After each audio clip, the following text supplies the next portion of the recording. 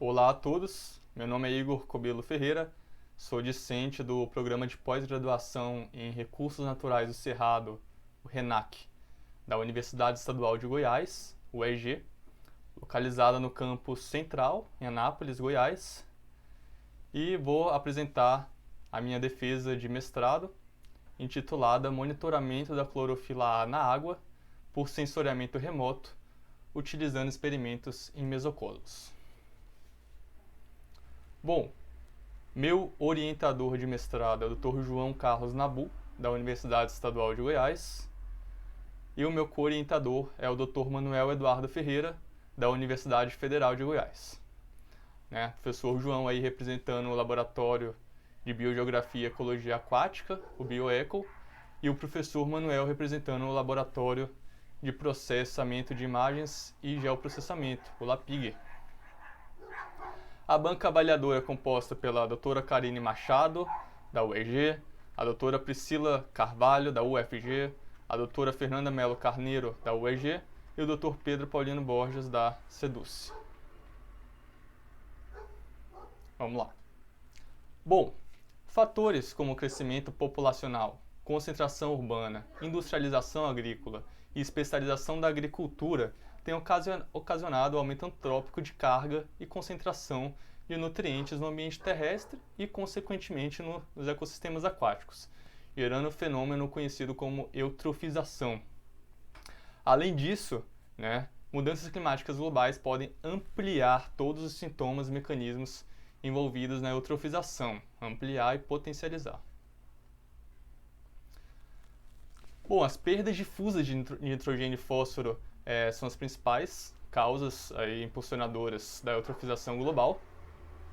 Durante o século XX, a carga transportada dos rios até os oceanos de nitrogênio e fósforo dobrou, e fontes naturais, como fixação de nitrogênio, intemperismo, entrada de matéria orgânica alóctone, passaram a ser menos importantes do que fontes antrópicas, como a agricultura e águas residuais, sendo que a agricultura cresceu e se tornou a principal fonte dominante de nutrientes para águas superficiais em escala global.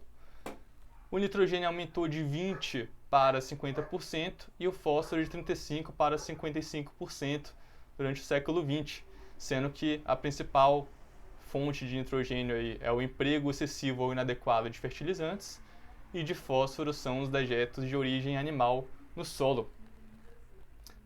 A disponibilidade de nitrogênio e fósforo, além de outros fatores, é um fator limitante para o crescimento de fitoplâncton, e a sua proliferação pode causar o fenômeno de floração de algas potencialmente tóxicas, compostos principalmente por diatomáceas, dinoflagelados e cianobactérias, resultando no aumento da turbidez da água e produção de toxinas que podem ser nocivas ao ecossistema aquático e à saúde humana.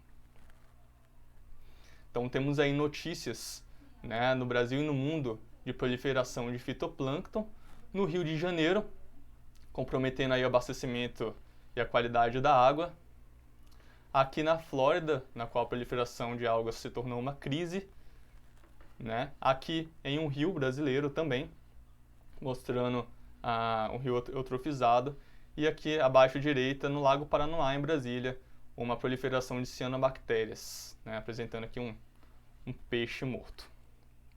Então, observações abrangentes sobre a extensão e a gravidade dessas florações são essenciais para avaliar a resposta do corpo hídrico às práticas que ocorrem no seu entorno e nas bacias hidrográficas adjacentes.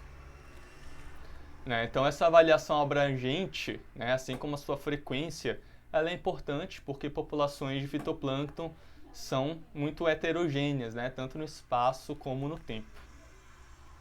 Então, avanços na área de sensoriamento remoto permitem realizar estudos de remediação e qualidade da água em larga escala, trazendo algumas vantagens em relação às amostragens in situ, como a possibilidade de você investigar variações espaciais em grande escala, no tempo também, em grandes corpos hídricos, e num tempo e custo menores, além do que avaliações por sensoriamento remoto permitem aí acessar locais remotos, né, que podem ser frágeis ou tóxicos.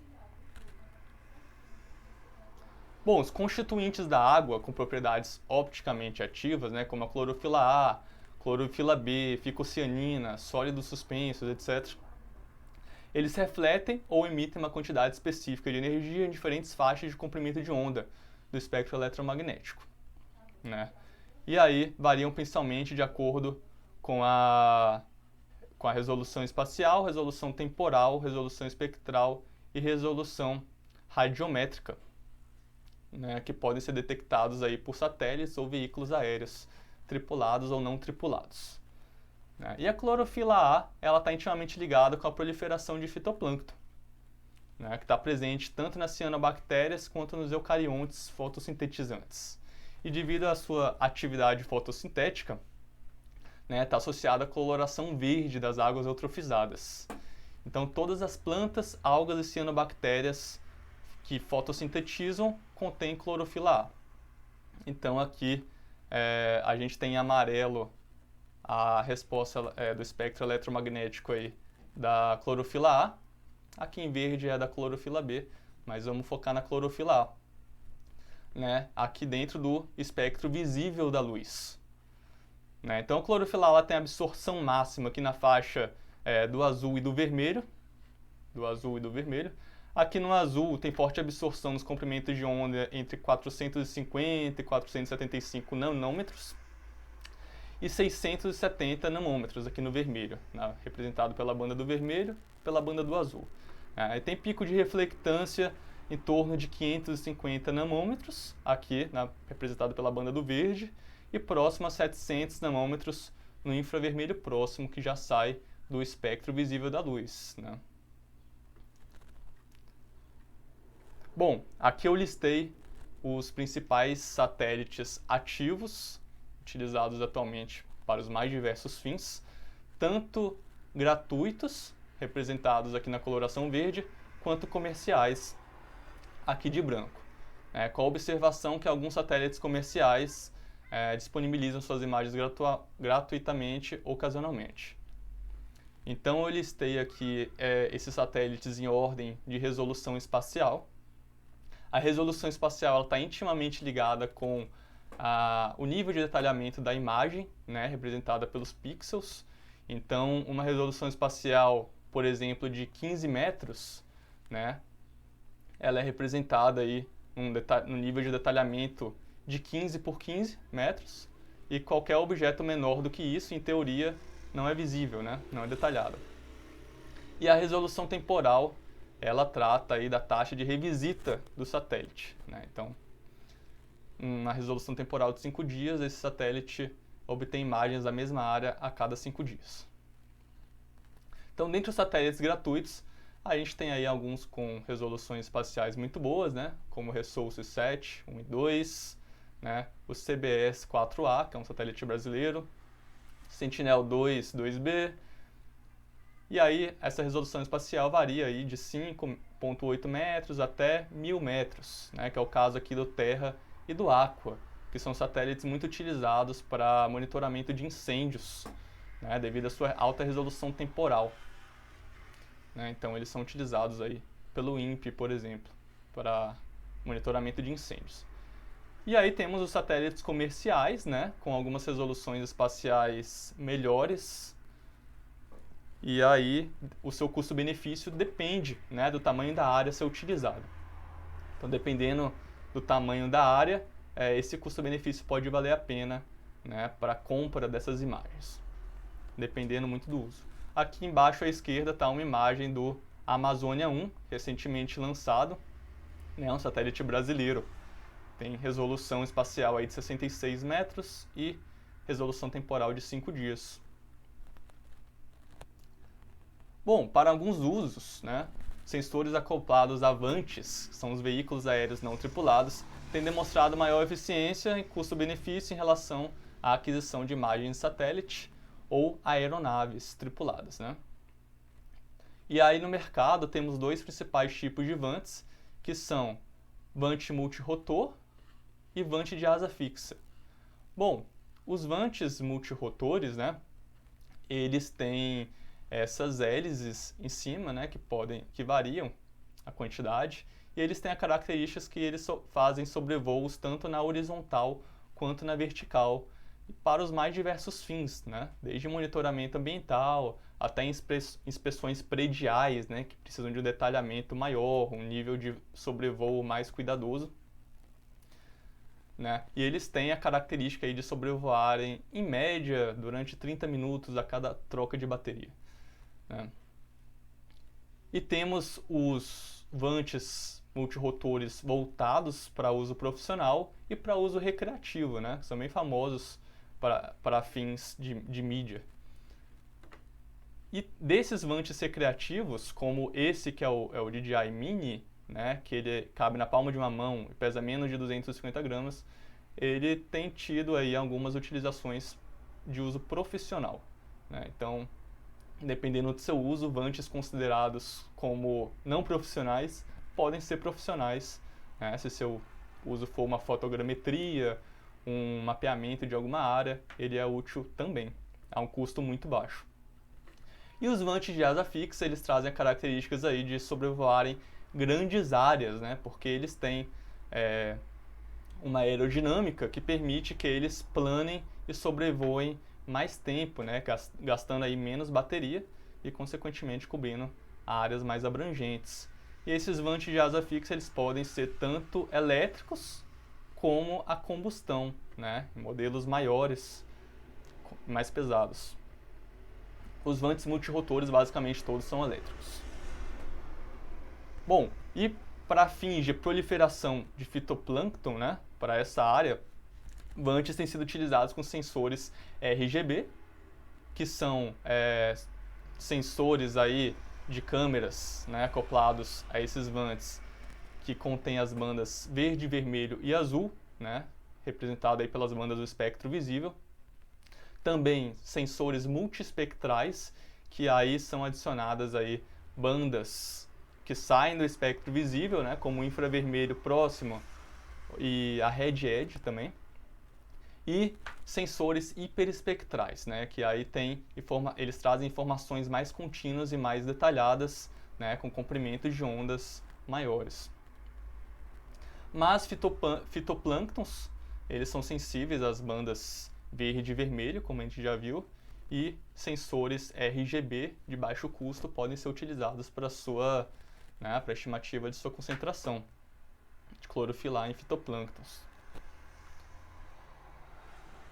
Bom, trabalhos que abordam estimativa de concentração, né, de fitoplânctons a partir de vantes são focados em ambientes aquáticos naturais, né, mais escassos em ambientes experimentais. Então essa associação pode ser diferente para cada ambiente em relação a condições aí como profundidade, partículas suspensas, vento, clima e outras características ambientais, tornando importante esse controle experimental. Né? E nesse sentido, mesocosmos, né, que são ambientes considerados médios, eles fornecem uma integração sofisticada entre experimentos de microcosmos, né, que são menores e mais rigidamente controlados, porém podem sofrer uma realidade limitada, e a maior complexidade biológica de ambientes naturais, né, nas quais as relações mecanicistas e causais podem não ser corretamente identificadas. Bom, então o objetivo desse trabalho é estimar a concentração de clorofila A por vantes, utilizando índices de vegetação a partir de sensor RGB, né, a partir de bandas do espectro visível, do espectro eletromagnético visível, e dessa forma espera-se determinar melhores índices de vegetação que sejam capazes de determinar a variação na concentração de clorofila A e estado trófico dos ambientes aquáticos. Material e métodos. Bom, a coleta do fitoplâncton foi realizada na represa formada pelo Córrego Barreiro, localizada na Reserva Ecológica da Universidade Estadual de Goiás, no campus central, em Anápolis. E para isso foi utilizada uma rede de fitoplâncton com abertura de malha de 20 micrômetros, né? Cada amostra foi acompanhada de 30 litros de água, adicionadas posteriormente nos mesocosmos. E aí, então, esse mesocosmo foi completado com água oriunda de poço artesiano. Bom, a área de estudo foi a área experimental em ecologia aquática da UEG, também no campus central em Anápolis. E para isso foram utilizados 26 mesocosmos, né? Eles são feitos de material de polietileno, de coloração azul, e eles têm 66 centímetros de altura e 1,24 metros de diâmetro superior. E o seu volume é de 500 litros de água, né? São caixas d'água. E aqui à esquerda é uma animação em 3D feita a partir de nuvens de pontos densa, né, obtidas pelo VANT, no dia que a área foi sobrevoada pelo VANT. Então, só para apresentar aí a área experimental para quem não conhece.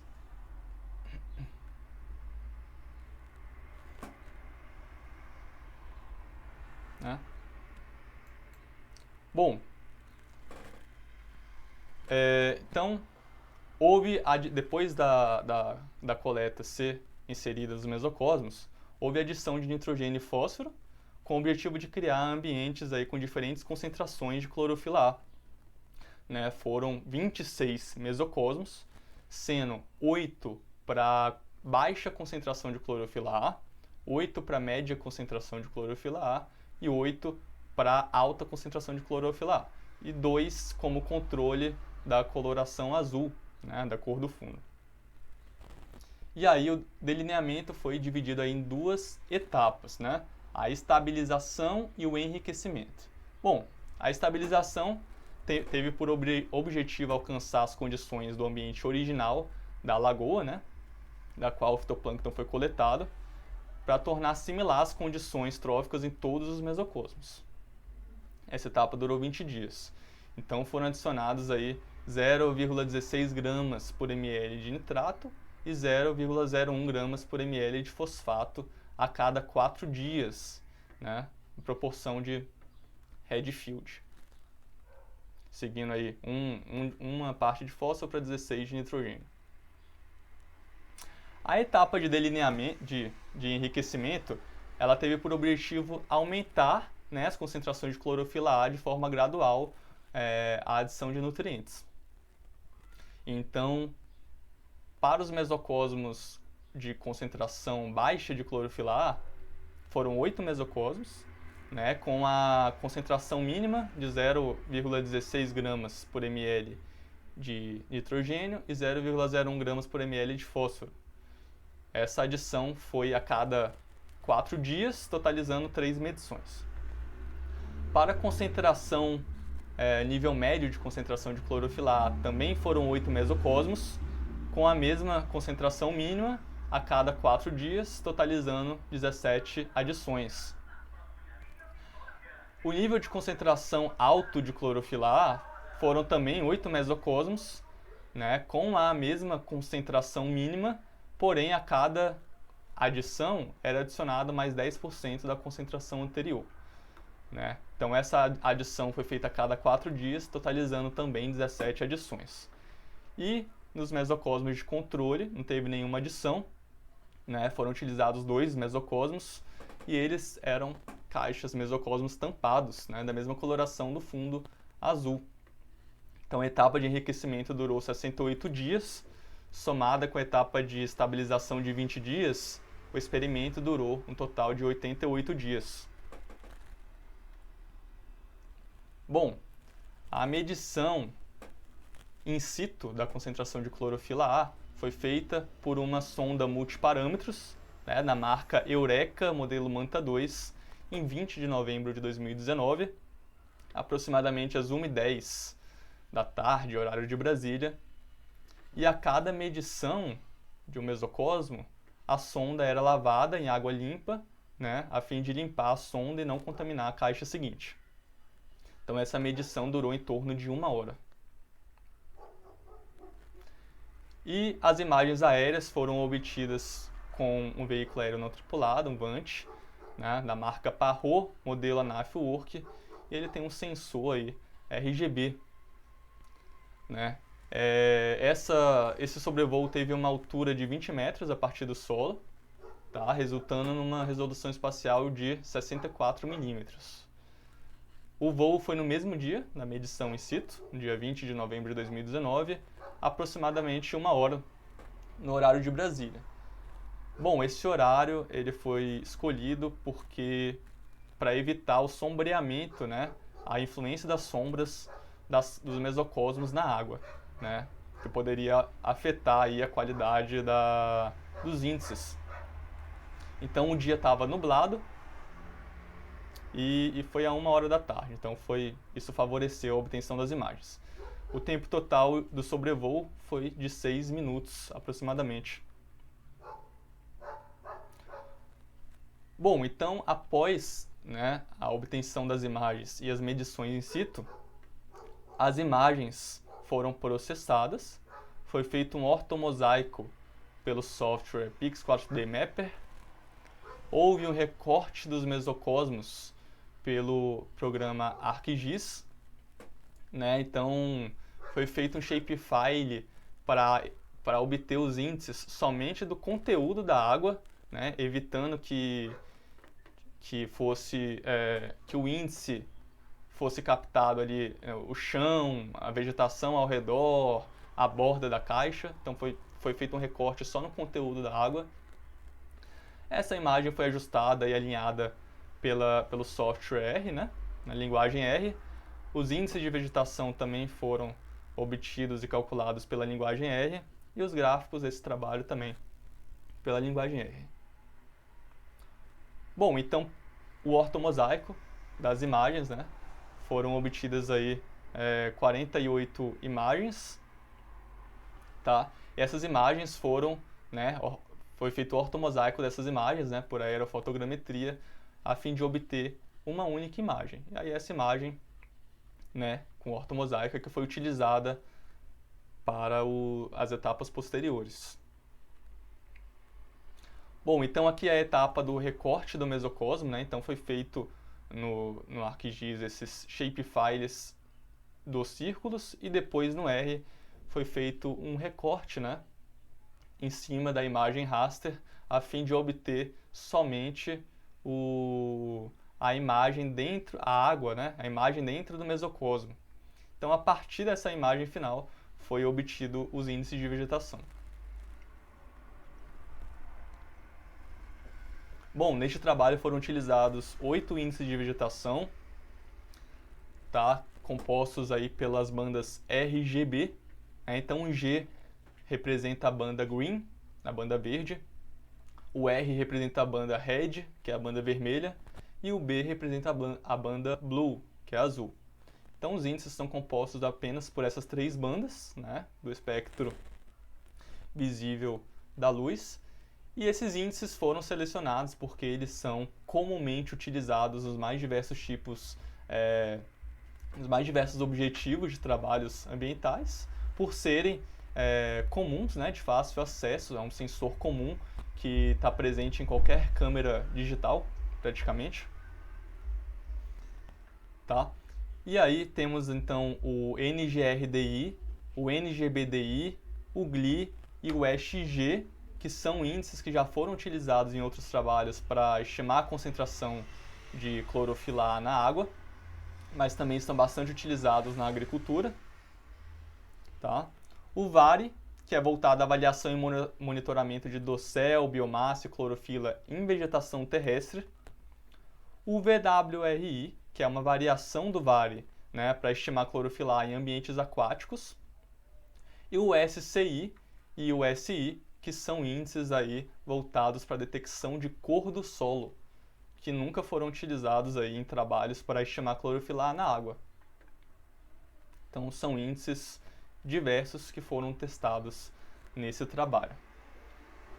Bom, então a partir do momento que esses índices foram estimados, depois foram feitas as análises estatísticas. Então, só para mostrar rapidamente como esses índices foram estimados No R, né, então foram utilizados aí os pacotes raster e SF. Então, aqui com a função stack eu estou lendo a minha imagem raster, tá? Que ela está sendo plotada aqui, por observação. E eu importei também o meu shapefile, né, o meu arquivo vetorial dos círculos, onde eu extraí somente o conteúdo do mesocosmo. Então eu recortei, fiz o recorte, né, do conteúdo do mesocosmo, e a partir desse recorte eu extraí os valores das bandas, né, RGB, os valores das bandas vermelho, azul e verde. E aí eu criei um data frame com a média desses valores, tá, para cada mesocosmo. E depois eu fiz uma operação semelhante aí para extrair a média dos valores dos índices, né? Então primeiro eu calculei o índice, essa aqui é a equação do NGRDI, essa é a equação do NGBDI. Coloquei só esses dois como exemplo nesse slide. Mas aí após eu calcular todos os índices e extrair as respectivas médias para cada mesocosmo, eu criei um data frame, né, no meu conjunto de dados, aí composto pelas médias dos valores das bandas vermelho, verde e azul e dos 8 índices. E a partir desse conjunto de dados eu parti para realizar as análises estatísticas. Então, foi feita aí nas análises estatísticas uma regressão linear simples para cada índice, né, tendo a clorofila A como variável dependente e o índice como variável independente, né, com a observação de que a clorofila A ela foi transformada em log de x mais 1 para normalizar a distribuição dos resíduos, né, e as regressões, esses modelos ajustados foram comparados com o coeficiente de determinação ajustado, né, que tem o objetivo de determinar a variabilidade nos dados que é explicada pelo modelo ajustado, e o erro quadrático médio da raiz, que indica a concentração dos resíduos aí sobre a linha de melhor ajuste. Bom, os modelos foram verificados aí pelo teste de Shapiro-Wilk quanto à normalidade dos resíduos e pelo teste de Breusch-Pagan quanto à homocedasticidade do modelo, né, e depois, por fim, foram gerados os intervalos de confiança dos coeficientes dos modelos a um nível de 95% de confiança. Os scripts em R que foram utilizados para fazer esse trabalho, extrair os índices, calcular os índices das imagens, extrair as médias das bandas, estão no GitHub, tá? Estão nesse meu repositório do GitHub, um repositório público, que qualquer um pode acessar, a fim de divulgar aí o código reproduzível desse estudo. Tá? Então lá vão ter 3 pastas, né? Uma pasta input, output e o script. Tá? No input estão os arquivos de entrada, né? A imagem que eu utilizei. No script está todos os códigos em linguagem R que eu utilizei para extrair esses valores, e no output os nossos resultados, né? Nossa saída dos scripts.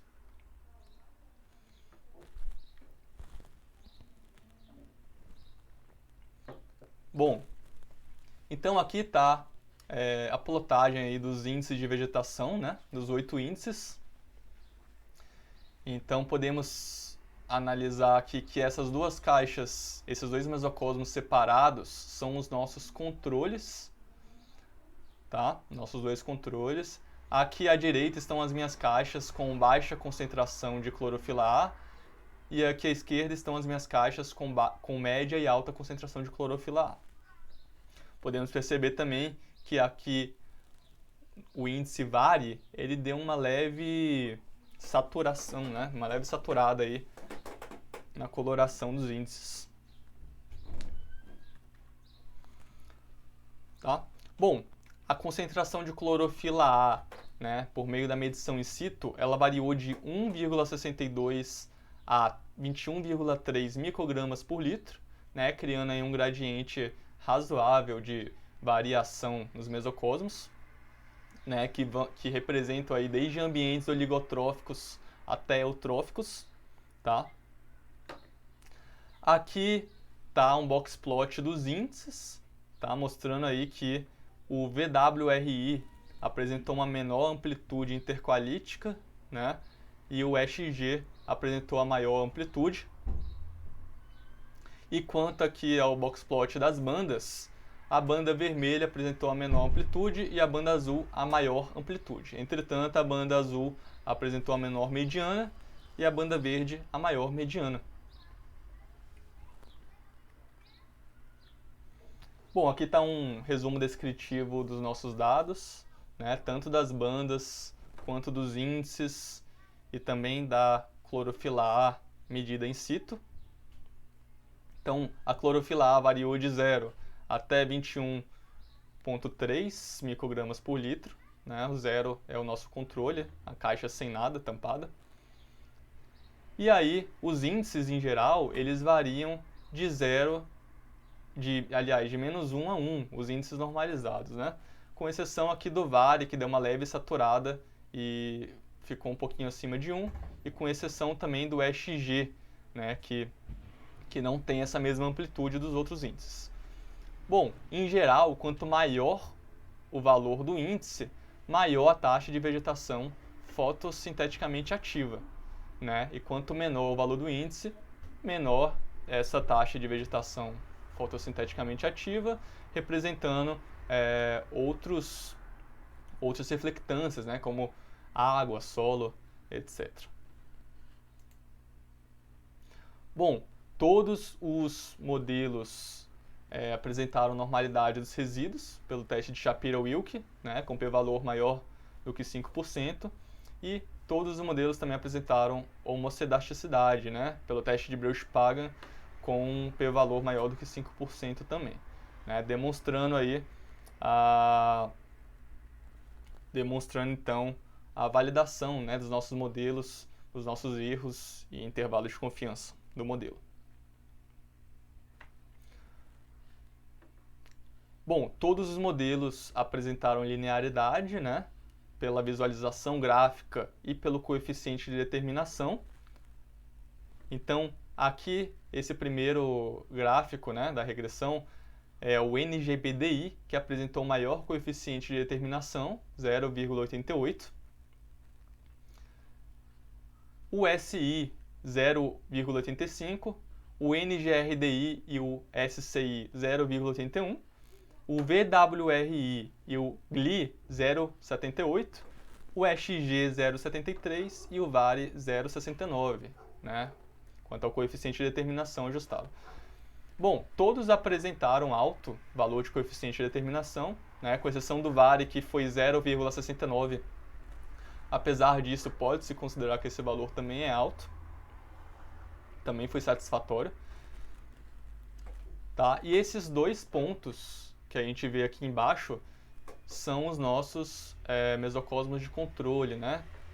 Que tem o valor associado à clorofila A igual a 0, né? Não teve nenhuma adição de nutriente. E também o índice, né? Os índices em geral deram bem próximos de 0, né? Validando aí a ideia de que a coloração dos mesocosmos não impactou significativamente a regressão, os resultados da regressão. Bom, aqui está os intervalos de confiança de cada coeficiente do modelo, né, o beta 0 e o beta 1. Então, todos os modelos foram significativos, né, em relação ao p-valor.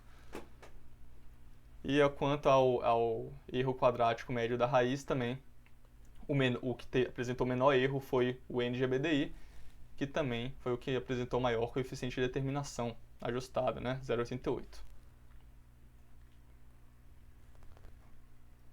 Bom, nesse estudo, né, Xu et al. 2017, ele avaliou uma maré verde de alga flutuante no oceano na China e obteve como resultado aí o índice GLI, né, com R ao quadrado de 93,10% de acurácia, o NGBDI com 88,87% e o NGRDI com 75,86%. Esse estudo foi feito com VANT também, né, procurando aí estimar a concentração de clorofila A na água com VANT. Bom, ele fala de acurácia, mas não cita na metodologia exatamente o que significa essa acurácia, mas nesse caso o GLI representou, né, um resultado melhor do que o NGBDI e do que o NGRDI. São valores altos, né, satisfatórios. Nesse outro estudo de Xu et al. 2018, né, do mesmo autor do anterior, ele avaliou algas verdes, né, Porphyria e Exonoensis, em balsas de aquicultura, também na China, também utilizando VANT, né, buscando estimar aí a concentração de clorofila na água. E ele não relatou os valores, mas relatou que o NGRDI teve melhor resultado que o GLI, que teve maior resultado que o NGBDI, que foi melhor que o EXG. Então, nesse estudo, a NGRDI foi melhor que esses outros 3 índices de vegetação, né, também utilizados nesse trabalho. Bom, nesse estudo, né, Shiraishi, de 2018, ele estimou a concentração de clorofila A, né, num ambiente experimental, utilizando câmera de celular. Então ele obteve o VWRI, né, com coeficiente de determinação de 0,96, né, um valor muito alto, utilizando uma câmera digital de celular, né, ampliando aí a possibilidade dessas câmeras, desses sensores RGB, né, a um baixo custo para estimar a sua concentração. Então o VWRI, que é uma variação do índice VARI. Bom, estudos com índices multiespectrais, né, utilizando a banda do infravermelho próximo, também têm sido utilizados para esse fim. Aqui nesse estudo, Eunju, de 2017, ele utilizou VANT também para estimar a concentração de clorofila A na água, com NDVI, né, que tem essa equação, né, que utiliza o infravermelho próximo e a banda vermelha, né, um índice normalizado. E ele obteve aí 0,88 de coeficiente de determinação com NDVI. Tá, esse aqui foi feito num dos maiores rios da Coreia do Sul. O mesmo autor, em outro estudo de 2021, fez com o mesmo objetivo, né, estimando a concentração de clorofila A na água, utilizando índices multiespectrais também. Aliás, tem esses índices com bandas do espectro visível, que foi o NGRDI e o NDRE, que obteve um coeficiente de determinação muito baixo, né, 0,004 e 0,04, e também utilizando índices multiespectrais aí com a banda do infravermelho próximo, aqui no caso do GNDVI, e esse índice NDRE, que utiliza o infravermelho próximo e a banda Red Edge, né, a partir de sensor multiespectral. E com NDVI ele obteve um coeficiente de determinação 0,88 e com GNDVI 0,74.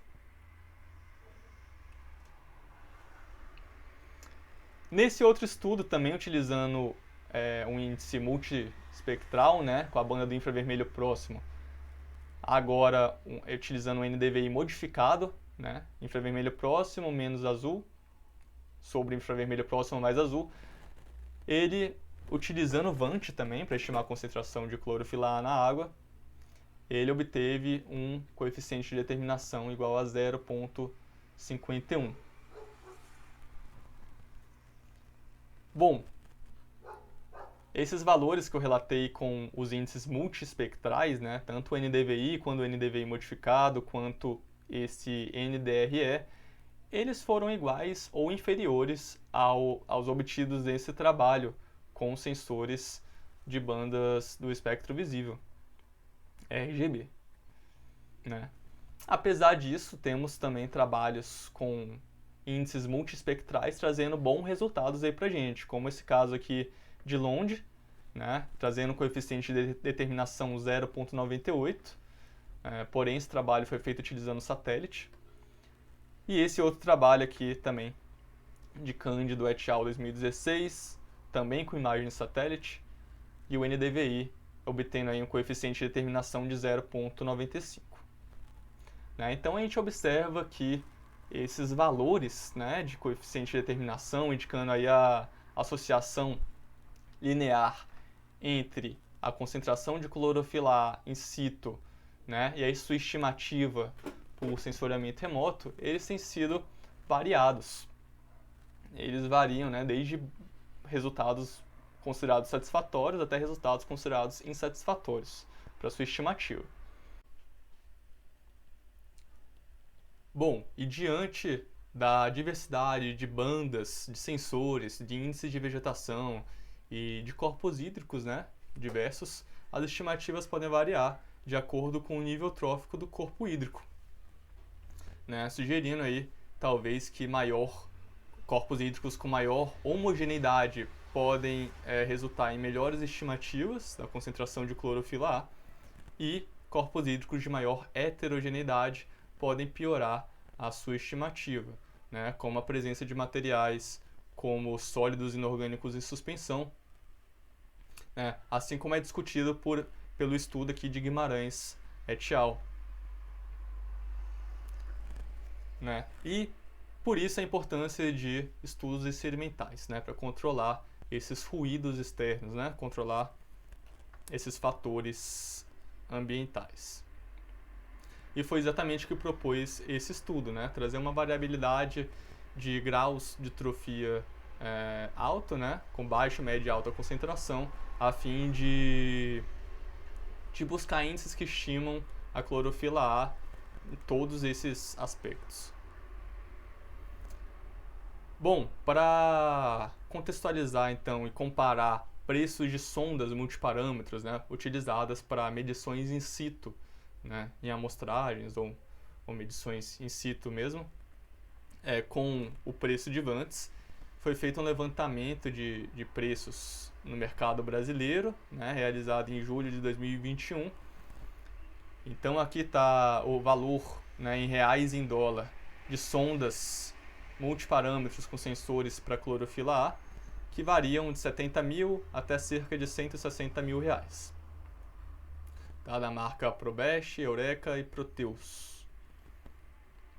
Bom, só como observação que esses valores podem variar, né, em decorrência de impostos, né, de importação ou outras taxas decorrentes e também com a data de validação de compra, né? Em relação a preços de Vantes, esse levantamento aqui foi feito considerando os tipos multirotor e asa fixa e também os sensores RGB e multiespectral.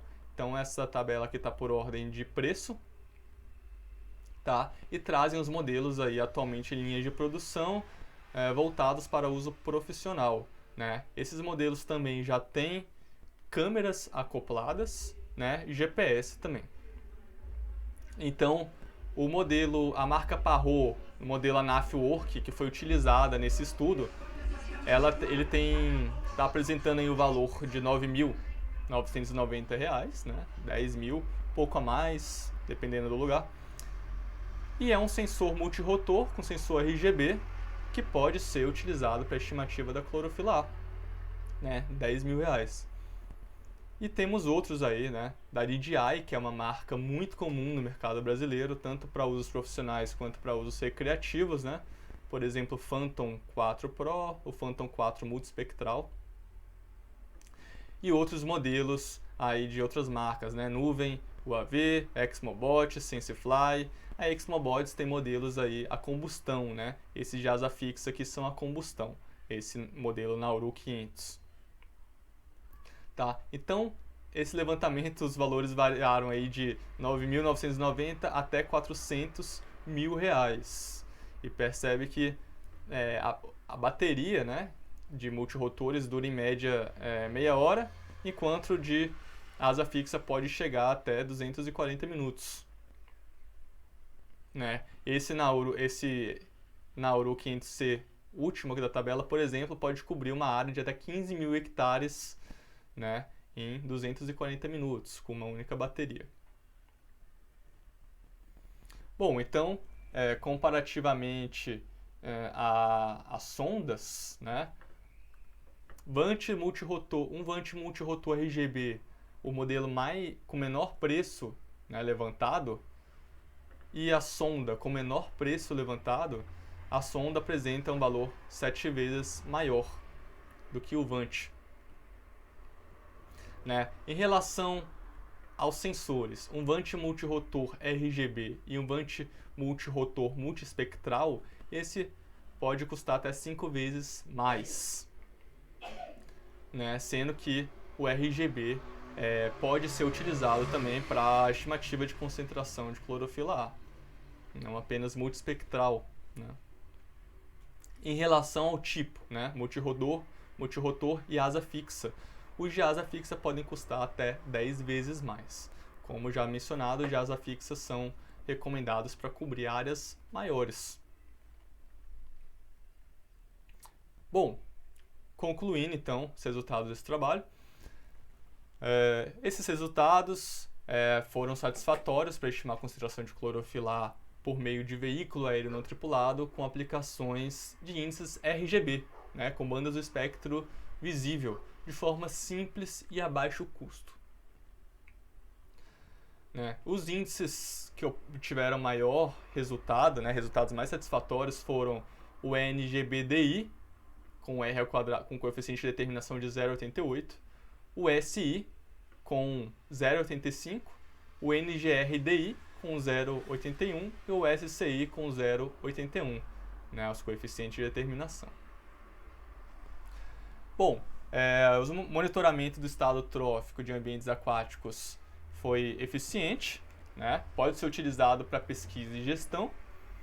Entretanto, é bom ressaltar que os resultados desse trabalho, né, o monitoramento de clorofila A com Vant, é um complemento aos estudos de monitoramento in situ, né, quando esses devem ser em áreas de difícil acesso, por exemplo, ou quando já se tem, né, o conhecimento do padrão, né, de variabilidade de clorofila A em determinado reservatório ou represa ou qualquer corpo hídrico, e você quer fazer um monitoramento contínuo e gestão desse corpo hídrico, né? Bom, era isso que eu tinha para falar. Obrigado a todos e fico no aguardo para as perguntas posteriores. Abraços, tchau, tchau.